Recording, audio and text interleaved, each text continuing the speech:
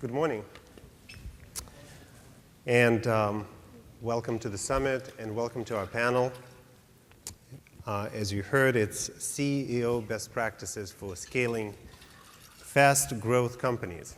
You cannot imagine a more of a mouthful of a session, but let's hope to make it as productive as we can.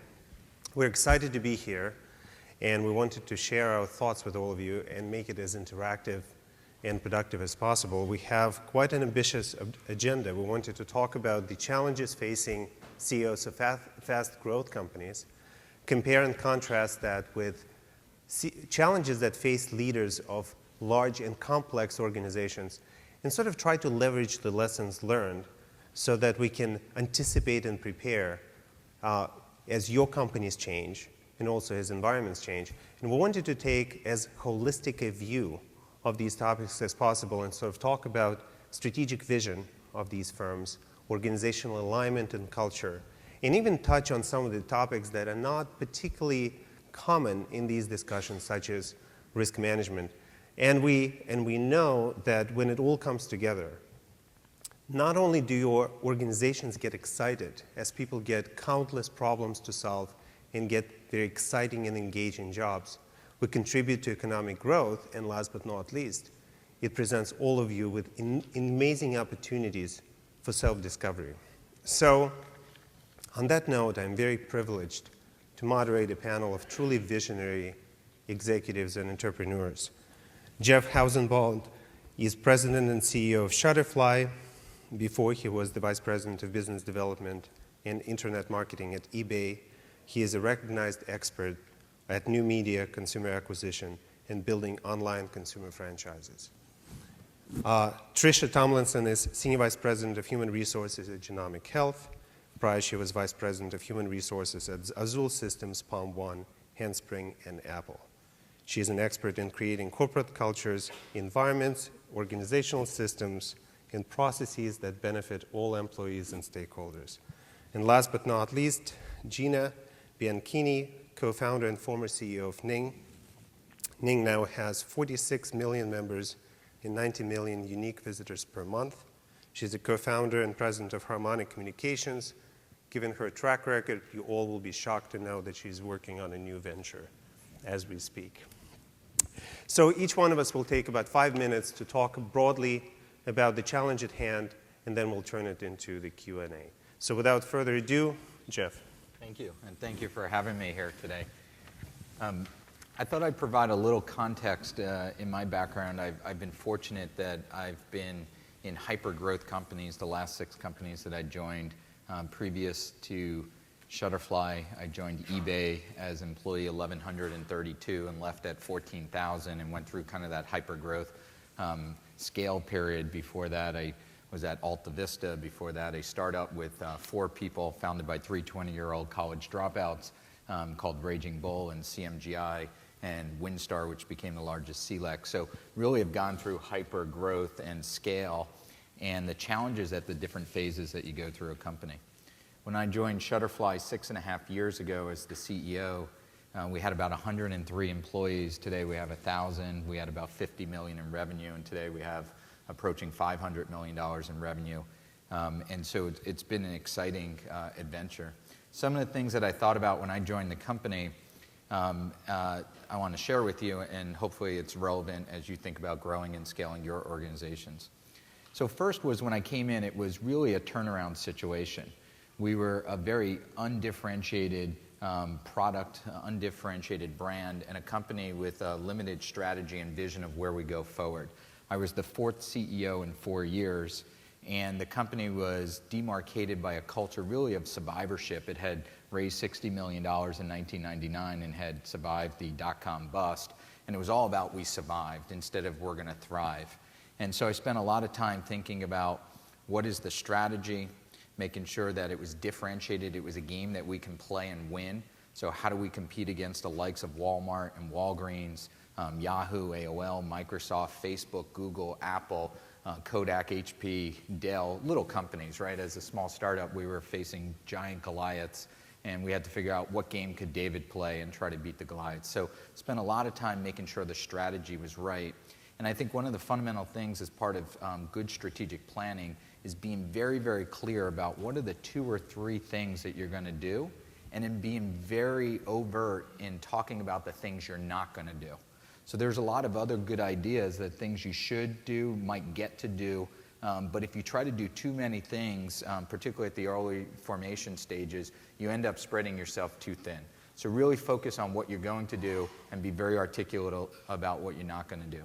And so when I came in, I put in place management objectives. We call them nested objectives on a quarterly basis.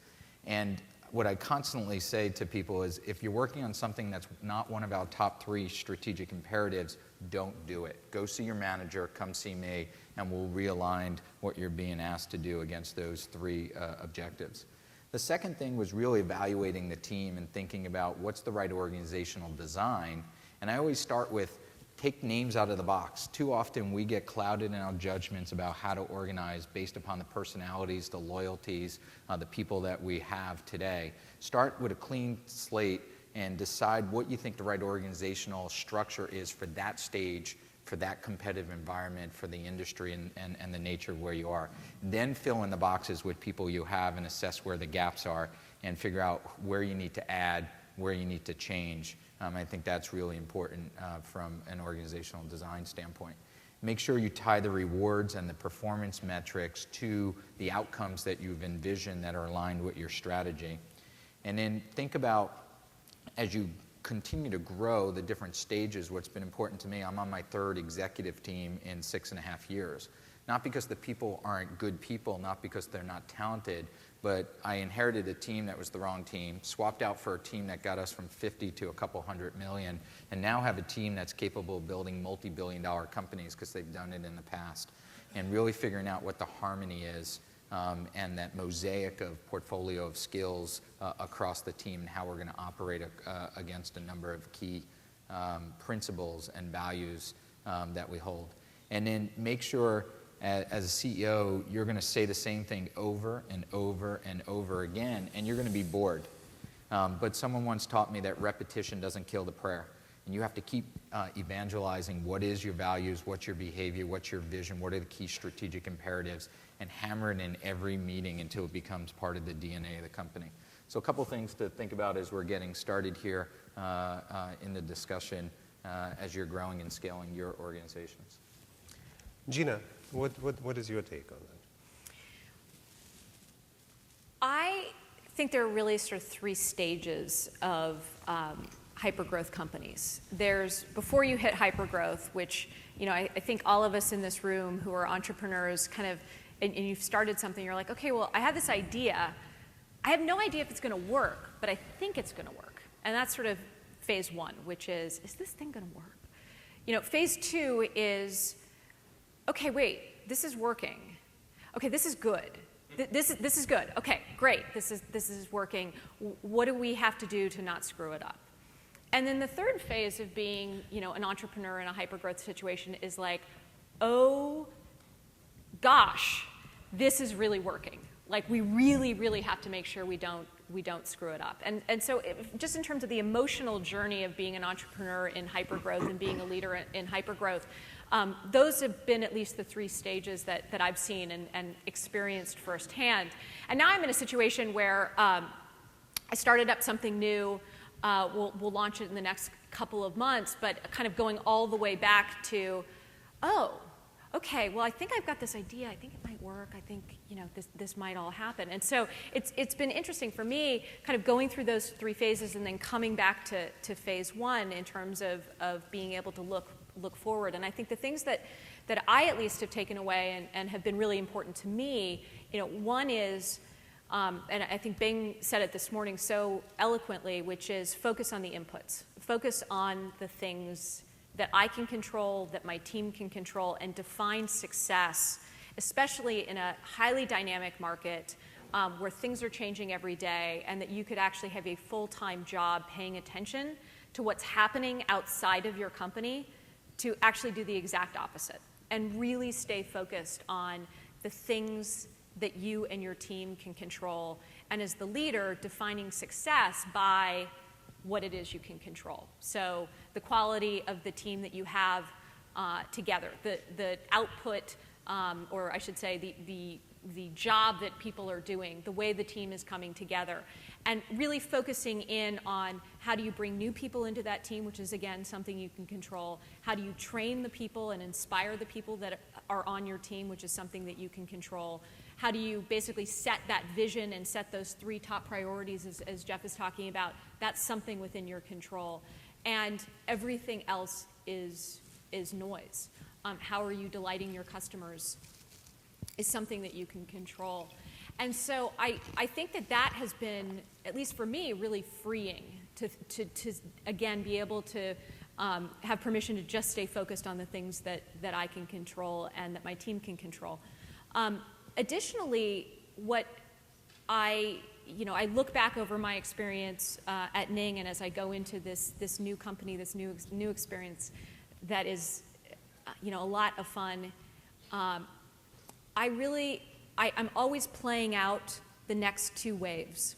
So, the ability for an entrepreneur and a leader to be able to stay focused on kind of the current phase that you're in those 3 phases, but then know what you have to do in the next one. So that at any point in time, you've sort of put in place all the things that you need so that if you need to move quickly to expand your executive team, to basically hire a lot more rapidly, to shift focus, to be able to make sure that your team is trained for something external coming in and changing strategy or crushing your spirit, that you've actually spent all the time making sure that that's not going to happen, and that you can make those transitions from one phase to another phase when they, in fact, actually require you to do different things and have, different perspectives. And I think that when you look at the fact that these markets that all of us are in are actually so much more dynamic than they were even 3 years ago or 5 years ago, insofar as you can create a $0 to $100 million business on the internet today in less than 2 years. You actually, as an entrepreneur, need to make sure that you can think ahead 3 or 4 or 6 chess moves into what you have to do, and then be able to still stay focused on the present. So it's it's how do you train yourself to be able to move back and forth very easily between these different phases, these different inflection points. And it becomes a heck of a lot easier if you ask yourself every morning and at the end of the day, did I stay focused on the things I can control? Thank you, Gina. When you talk to senior executives at large firms, they typically talk about different levers that they can pull to affect change at their firms. But without any exception, every one of them says that culture and people is probably the most powerful one of all. So how does this factor in terms of high growth companies, Trish? Well, so first of all, I have to make a decision here. I can either see you guys or I can see my notes.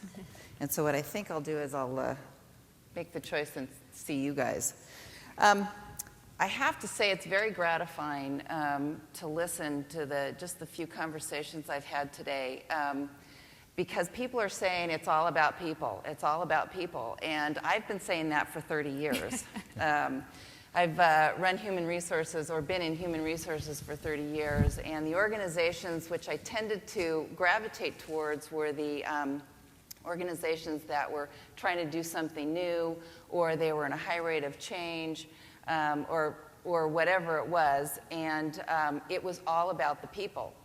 And I remember, I have to tell this story. I did not get my husband's permission, but I'm going to tell it anyway because I think it's appropriate. My husband went to Harvard Business School, and in the first year, everybody had to take this class called organizational behavior, and all of them did not call it organizational behavior. They called it obvious baloney, or other terms, if you would. And I remember looking at them and saying, look, you guys are not going to be first-line supervisors. That's not your aspiration. You want to be CEOs, you want to be CFOs, you want to be heads of organizations.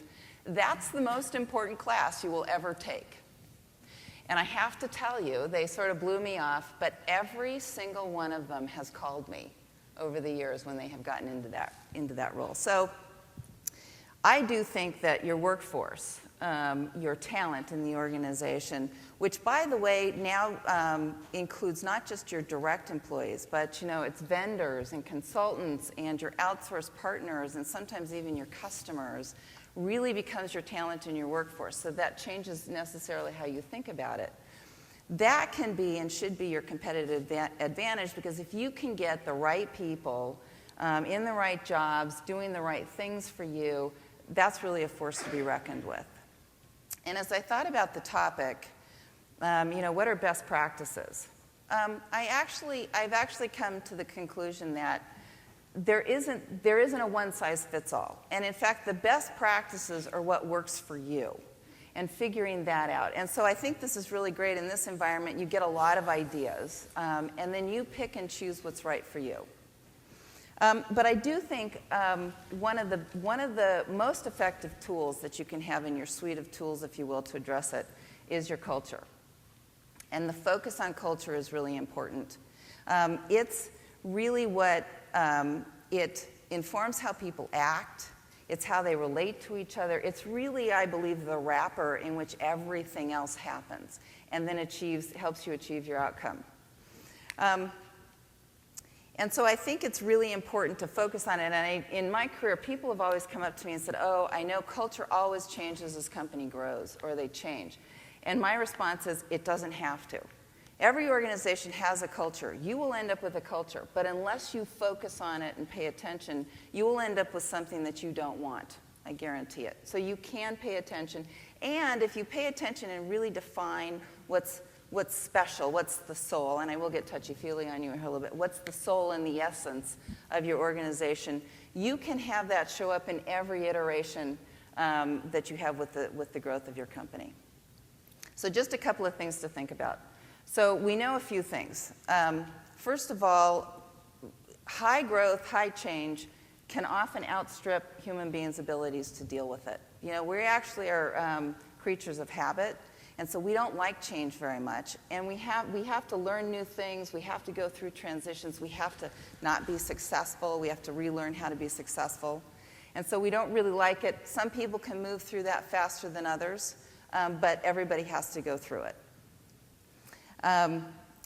Organizations, as they grow and change, hit certain inflection points. So what happens is, I think you can feel like you wake up one morning and everything that used to work no longer works. And it's really driven by the complexity of your business. You operate very differently if you have 5 people than when you have 50 people. When you have one product or you have 2 products, if you're working in one country or you're working in several countries.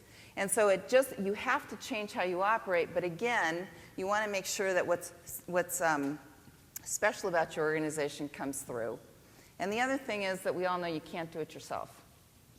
So as you think about building this tool to use culture, you need your organization to help you move through these stages of rapid change. You want them making the right decision. You want them doing the right things, maybe as well as you are doing it, or even better. And so I suggest you think about, I sort of think about 3 things in designing a good culture. One is clarity. Be really, really clear about what your values are, what your non-negotiables are, because you're going to have to walk the talk. Actions speak louder than words. And it's really clear that you can say one thing, and if you do another, that's what's going to happen.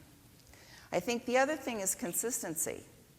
And everything you do, once you articulate that, you've described it, you're really clear about it, everything you do, every process you put in place, every interaction you have, everything that you do in your business should be designed and aligned with supporting that. An example might be, we actually have at Genomic Health, we have a bonus program, and we work really hard to do stretch objectives. Well, sometimes that means that we can't achieve the goal, which is fine. Because we're changing so rapidly, sometimes it looks like the goal changes and we shouldn't be doing it. And so what we want to make sure we do is that the employees do the right thing, where they stand up and they say, that goal no longer makes sense. We shouldn't be doing that. We shouldn't be spending the money there. But we also don't want them to have to choose between doing the right thing for the company and impacting their own pocket. So again, you want to make sure that everything is aligned with that. And then I think the last thing to think about is diligence. You have to pay attention to it every day. You cannot just put it on the wall or say it once. You have to catch people doing things right. You have to fix things that are going wrong. And ultimately, at the end of the day, you've got to make the tough decisions and make the tough calls. And I want to close on one note about fit with culture, because I think it is really important that people fit with a culture. But on the other hand, fit does not mean sameness, because I think we all know that if you can embrace diversity, you really have a much stronger organization. You don't get into groupthink. So I would suggest that fit comes, again, at the values level. What's really special? What are you passionate about? What are you trying to achieve? And then the diversity you're seeking in terms of style or opinions or approaches to things is much easier to handle. Thank you. Let me pick up on 3 things that we heard from the first presentation today and in our panel. 1, match your priorities to match your time allocation to your priorities. 2, it's all about the vision and the rest is noise. And 3, there's no such thing as best practices. So let me fast forward from the stage that you all are in today to a CEO of a very large and complex organization. And it's very instructive to have a call with that person at 9 o'clock in the morning sometime. What you typically would hear is that they've been up since 6 a.m. fighting fires and responding to emails. They're scheduled in 30-minute increments every hour on the hour for the next 3 weeks. And the rest of the organization spends most of the time in meetings and discussions and so on. So this overwhelmed nature of focusing on organizational issues and routine obscures the actual task at hand. And stepping back and defining that type of a clarity of vision in a very complex global setting is actually very tough. So one of the ways that we try to inspire this conversation is to have folks visualize that, in fact, in between meetings and organizational issues, they're actually driving an extraordinarily complex airplane. And when you walk into the cockpit of that airplane, first of all, you look out of the window, and what you see is strategy. Where are you going? What are you seeing? What are the emerging risks and opportunities? Do you have a broad enough perspective and systemic knowledge to understand the trends and things? And then when you look down, you see the dashboards. These are the metrics to which you manage the enterprise. Are they aligned to where you want to go? Do you miss anything? And last but not least, you have the levers. These are things that you actually pull to steer your organization, and some of them are business levers, and some of them are financial levers, some of them are people levers. And the alignment that we talk about is that entire process where you go from vision to metrics to levers, and the entire organization is on the same page. And 3 things stand out when you do this exercise. 1 is the clarity of vision, values, and philosophy of how you do that. 2 is the decision-making framework. How do you make decisions? Next time you decide to do an acquisition, next time you decide to develop a new product, next time you decide to expand into the new part of the world, how do you make these decisions? Who is doing that? What kind of tools do you use to evaluate opportunities? And 3 is the actual cultural alignment and organizational alignment. And it becomes, in a large and global setting, an ongoing process where periodically you sort of step back and say, this is what the world used to look like, and this is what my role used to be in that world. Here's how the world changed, and here's my new role in this world, and here's the action plan on how to get there. And maintaining that clarity and continuity requires setting aside the processes and people and skills today to anticipate these challenges. So as your companies grow and become more global and more complex, that clarity, these processes, et cetera, remain in place. So on that note, let's switch gears a little bit and open this up to Q&A. And I will start with one question to the panel, and then we will go to the audience. One subject that is rarely discussed is the subject of risk.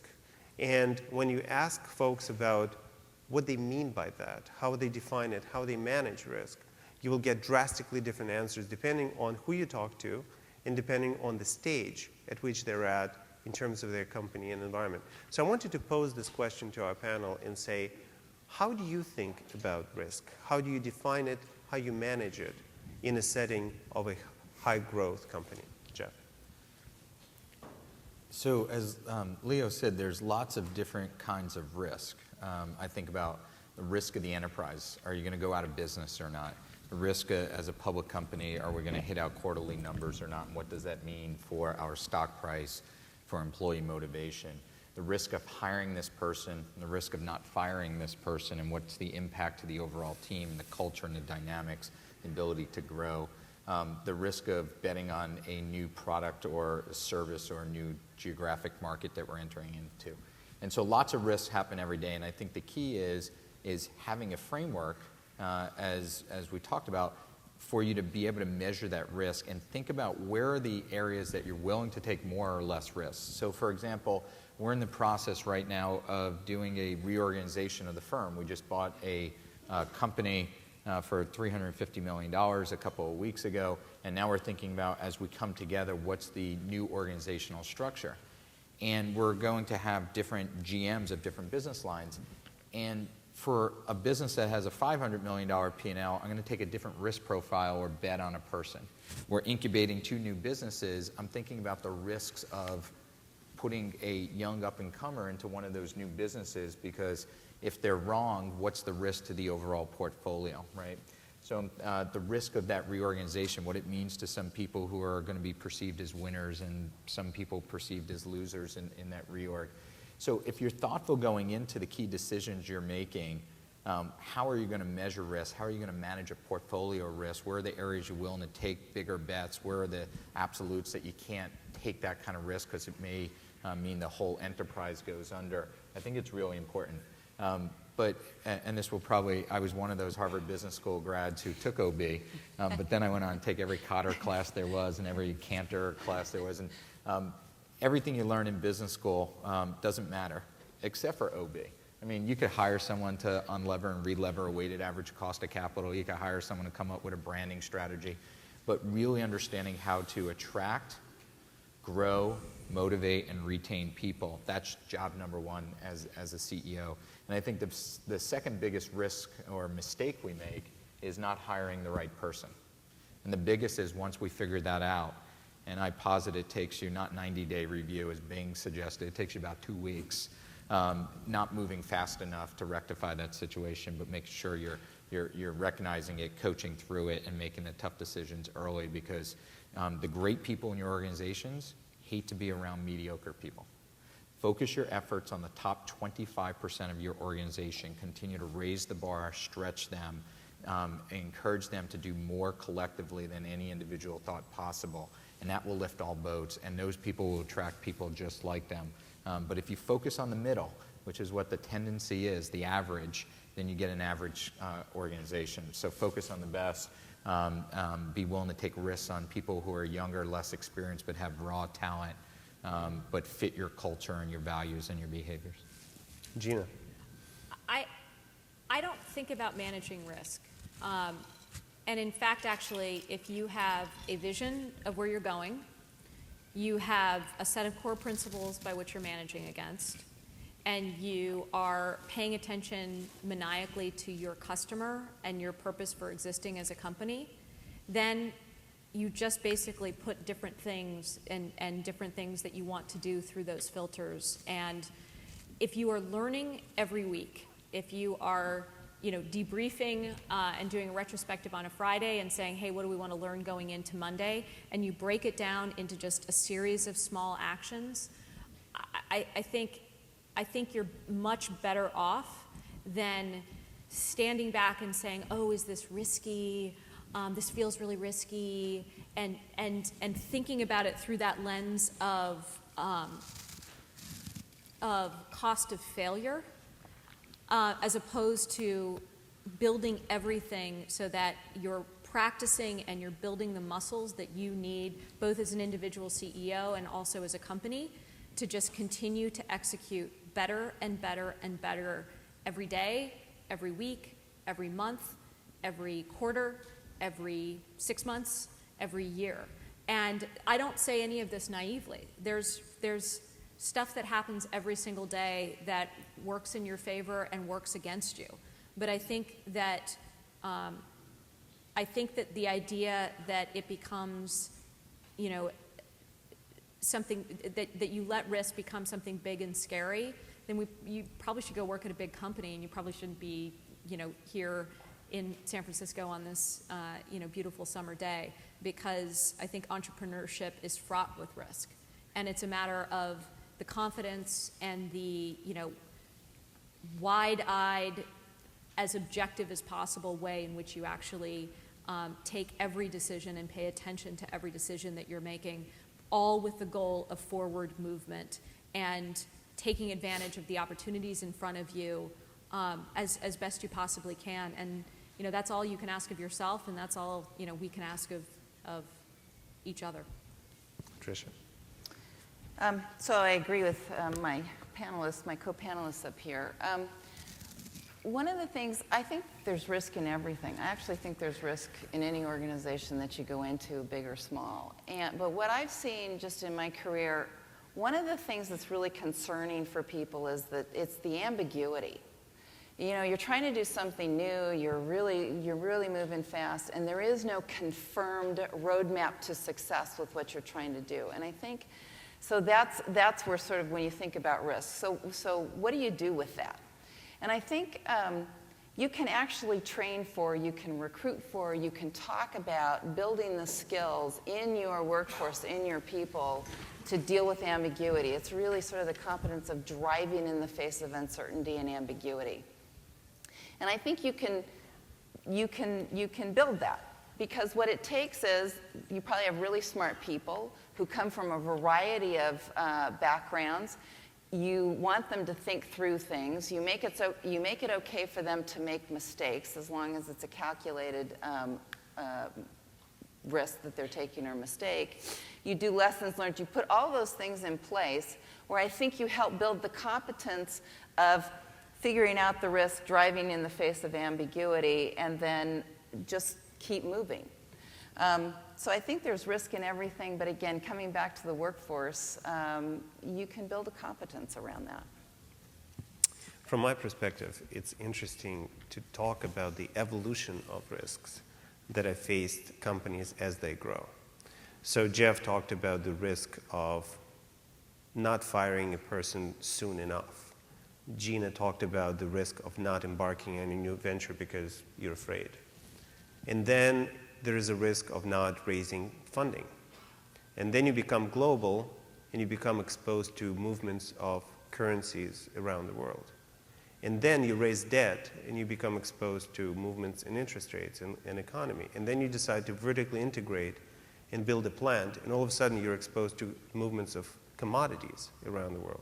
Right? So the portfolio of these risks grows, and as you become larger, more global and complex, it becomes a very interesting combination. And the question is, one, which risks I'm in the business of taking, and which risks I'm not in the business of taking? And that goes to the clarity of vision that Jeff talked about. And another one is a matter of process. So as the portfolio grows, you have a process that tries to identify these risks. There's a process that tries to connect these dots so people are empowered to make decisions under uncertainty. And last but not least, to Gina's point, there's a process to identify opportunities and turn risk and uncertainty into opportunities. And when you do that on a large scale, as you become more and more exposed to different types of risks, and you can truly optimize that, it becomes a very powerful exercise that goes in parallel to business decision making and human resources. I know we had a question. Do we have a microphone somewhere that we can, or, perfect, thank you. Good morning, everybody. My name is Rodrigo Azevedo from Brazil. I have an internet company over there. And I have a question.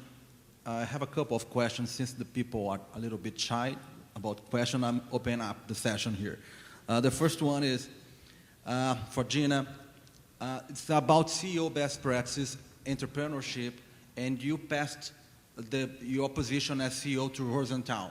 So the question is, when is the right moment to replace the CEO, using executive instead of entrepreneur? When is the moment to pass to a professional CEO instead of being the entrepreneur that founded the company? This is one question. I have another one here I can do. And another one is for everybody, but all of people here, most of people are entrepreneurs, and when we listen something like process to take decisions, tools to evaluation opportunities, and pretty much, I don't know my colleagues here, but I take decisions in a nanoseconds, I don't think very much about it. I just feel that's right, and I want to understand if you think this is a kind of superpower of entrepreneur to take decisions very fastly, or is naive, or is a mistake. But wait. Yeah, you got it. Because I lost you at about question. The first question is 1.8. So the first question is, when is the right time to step down? That one I heard. Yeah. I heard Gina. Yeah. And so I paid attention. So maybe let me start. Okay. Let me start by answering that, and then we go on to the next question. Okay. Is that cool? Yep. All right. So I think it's a personal decision. I think in my case, me, my co-founder, the team, we definitely diverged in terms of vision for the company, and they wanted to go in one way, I wanted to go in another way, and it just made sense. Felt very confident that I was leaving the company in good hands for people who could execute on a strategy that they really believed in. And I had an opportunity to go and take everything that I believed in terms of where the future of a social product that I wanted to build could go. Generally speaking, I think professional CEO is wrought with risk. And I think that it's really incredibly important, and one of the things I'm really grateful for in the context of Ning is the fact that my co-founder is still, involved in the company and is working very closely with the COO, now CEO, and I think that that's really healthy and really good for Ning. I think generally speaking, there are many more examples of entrepreneur-driven companies that are successful when the founders are still involved and find a way to bring in professional executives that can execute against that vision, but that you don't lose the power of a founder CEO in a company. That being said, and I think we've all talked about this today, there is no right plan. If there was one path for all of us, then this wouldn't be interesting, and it wouldn't be nearly as much fun as I like to think about it, playing a game of three-dimensional chess every day when you wake up in the morning. So I think that really sort of staying as actively involved as a founder and leader as you can makes a ton of sense, and there really is no other person in a company that has the vision and the sort of sixth sense about what that idea in their brain looks like, and what is that thing that made them get up in the morning and made each of us get up in the morning and say, we're going to go do this, and it doesn't exist today, and we've got to go convince people to build it, to buy it, to grow it, to love it even more, find more people to love it, and I think it's the greatest challenge and the greatest opportunity in the world. And if I understand, your second question is, entrepreneurs make decisions very quickly, and they make them based on their intuition and gut. what are the analytical tools and other kinds of tools that you can use to make better decisions. So let me pose this to you, Jeff. Yeah, let me just provide a adjacent point to what Gina was saying is, I actually think I've observed founders who stay too long at companies in the CEO spot. So I believe that if you can have a founder who maintains that passion and that positive force in a company, then finding the right role for that person based upon their skill set, chief product person, chief innovator, chief technologist, chief salesperson, it doesn't have to be the CEO, because as you grow, the CEO job changes dramatically, right? So today, 7 years later, I'm spending more time with Wall Street and accountants and external constituents than when I first started, right? And so as your enterprises grow, the role of the CEO will change as well. And so I think it's really important to stay involved, but also find out what you're good at, and don't force yourself into it because there's prestige or perception that you should be the CEO if that's not your key skill. You may be the technologist, and that might be the right place. In terms of the balance between moving fast and using fact-based, I actually don't think they're orthogonal. I think you could do both, right? And great leaders are able to make decisions under uncertainty with limited data. But the key is to have a framework in which you're making that decision, right? So fact-based decision-making doesn't mean you have all the facts. But look at the data. Understand what are the key metrics that that dashboard that Leo put up there. Understand, are you in the phase where you're focused on getting awareness or trial or conversion or repeat? Or are you in the stage where you're just trying to acquire users to come to the site, or you're trying to monetize them? So if you have a set of metrics that the levers you think that are most important for that stage of the company, given the competitive dynamics, the macroeconomic, the business model, it's okay to move fast, but great companies over the long term can't just do it by gut. You're going to have, because you can't institutionalize gut, and you don't scale that way. And so I think you have to think about what's the right dashboard and have a couple. Because as internet companies, I think Bing said, we can measure everything. We have plenty of data. How do you go from data to analysis to insight to recommendation to action, and focus on the action? People focus too much on data because you can measure everything. Pick 3, 4, 5 metrics, not 20. And supplementing it with systemic knowledge. Do I understand the world I'm in? Do I understand the trends? Can I detect all of this? Goes hand in hand with metrics and levers and so on. We had a few other hands, please.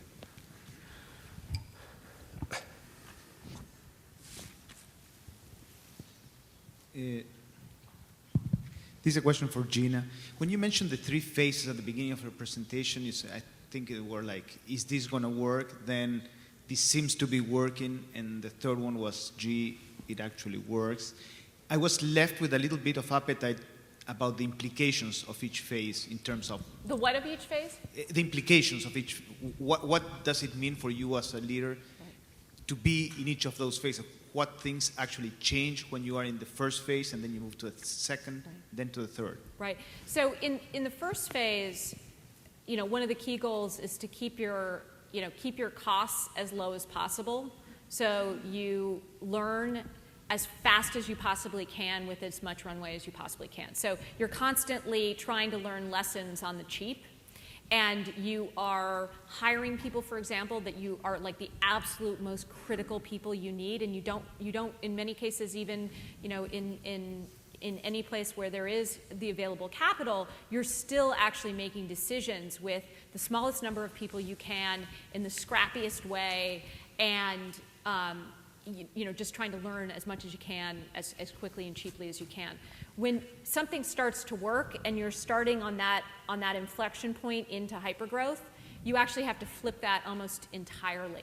And it's about getting capital and getting as much capital as you can, finding great people and hiring, probably no more than 6 months, but you're hiring ahead of the full-blown need for that person, because you need to have a little bit of time to train them, make sure that they're the right person, get rid of them if they're not the right person.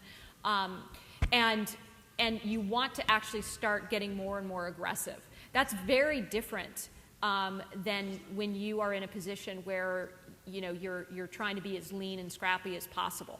And so making that transition so that you're making good decisions, but you're being much more aggressive with the amount of capital you're bringing in and what you're doing with that capital is critical to then be able to take on and get the most effective running start into hypergrowth, which is that now hopefully all those people that you hired ahead of needing them, or the capital that you raised ahead of needing them, is actually starting to translate into being able to scale the company from 50 to 500 employees in a very, very short period of time. So that actually then requires a completely different skill set, which is, in phase 2, you hopefully have hired direct reports who can actually scale their organizations. And in phase 3, it's making sure that, you're not too many steps removed and having, filtered information from people who are on the front lines, and really just sort of making sure it all works, and then thinking about, what are those new markets, what are those new products, what are those new revenue streams, what are those new people, all those different things that you need.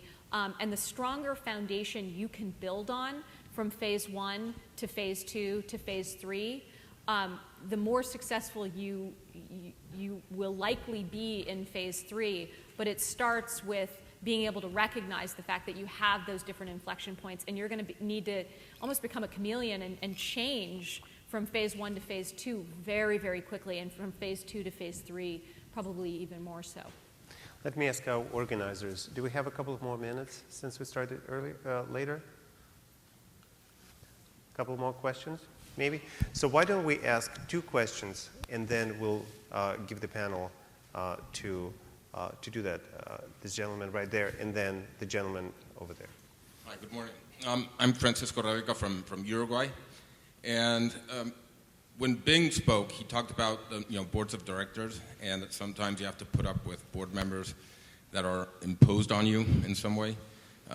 It's for any of you. I mean, have you gone through that process of reducing your obligatory board meetings to half an hour and creating an advisory board that really helped? And how do you get your board involved in with people that actually add value?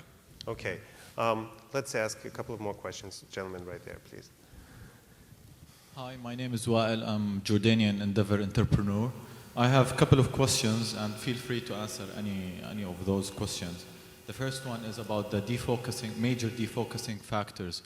What are the major defocusing factors that entrepreneurs can, or the most dangerous defocusing factors? Is it the lack of fund, the fear that my business model is not working, or probably I don't have a clear vision? The other question is, as a CEO, because we're not born CEO. We just found the company and we found ourselves as CEOs, and basically sometimes we feel that we are out of control. Have you ever felt that you are out of control and you know? And how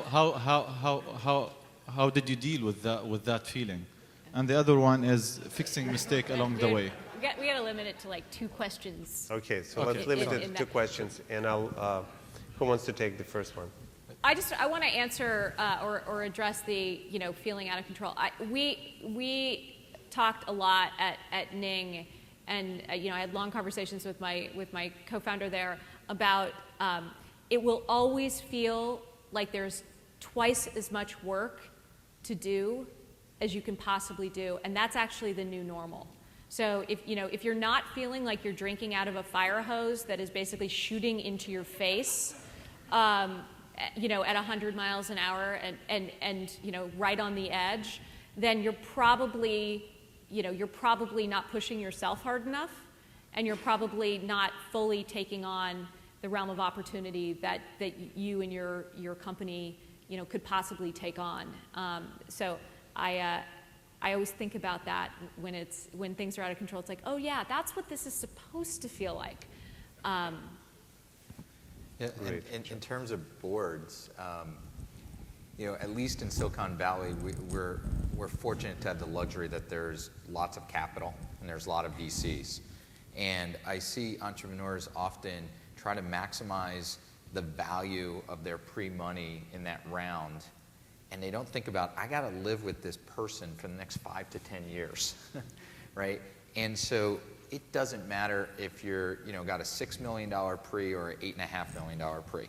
Figure out, do you trust this person? What's the track record of the firm, of that individual? How do they treat their entrepreneurs? Do as much diligence on them as they're doing diligence on you, if you're fortunate to be in a multiple source, right?